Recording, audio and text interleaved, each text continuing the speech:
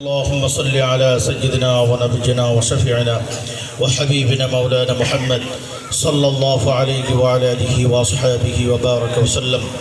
ইসলামী আন্দোলন বাংলাদেশ জুনিয়র ইউনিয়নের ১ নম্বর ওয়ার্ড শাখার অফিস উদ্বোধনের উপলক্ষে আলোচনা সভার সম্মানিত সভাপতি, প্রধান অতিথি, আলোচকবৃন্দ, সামনে উপবিষ্ট ফয়জুল্লাহপুর এলাকাবাসী, আল্লাহ পাকের দরবারে শুকরিয়া আদায় করে যে মহান রব্বে কারীম আমাদেরকে দেশপ্রেম নিয়ে ইসলামী হুকুমত প্রতিষ্ঠার কিছু সময় অতিবাহিত করার তৌফিক দান করছেন। খুশি না বেজার? খুশি হয়ে সমস্যার শুকরিয়া আদায় করি বলে আলহামদুলিল্লাহ। ফয়জুল্লাহপুরের সচেতন নাগরিকবৃন্দ, আমরা আপনাদেরকে দৃষ্টি আকর্ষণ করছি, সময় খুব শর্ট, অল্প সময়ের ভিতরে আপনাদের কিছু মেসেজ দেই।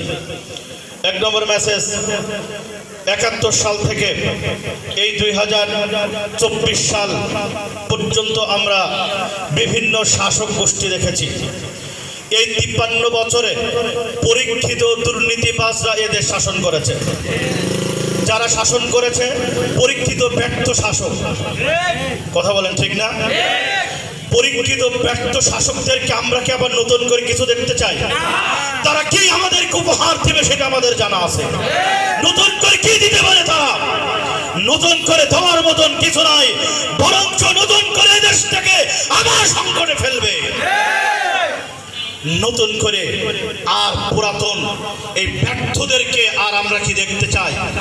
এদেশের সচেতন নাগরিক, ফয়জুল্লাহপুরের সচেতন নাগরিকদেরকে, যুব সমাজদেরকে, সর্বস্তরে জনসাধারণকে, পর্দার অবস্থানরত মা বোনদেরকে বলতে চাই, ইসলামী আন্দোলন বাংলাদেশের আমির, নেতা কর্মী, আপনার এলাকাবাসীদেরকে একটু নজর করুন।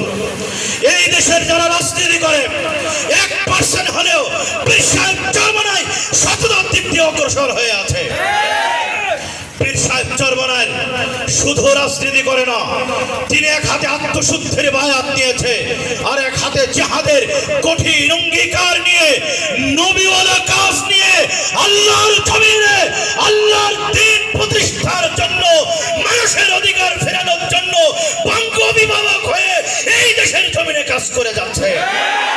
মহা সংকটের সময় পীর সাহেব চরমনায় এই দেশের অভিভাবকের ভূমিকা পালন করেছিল।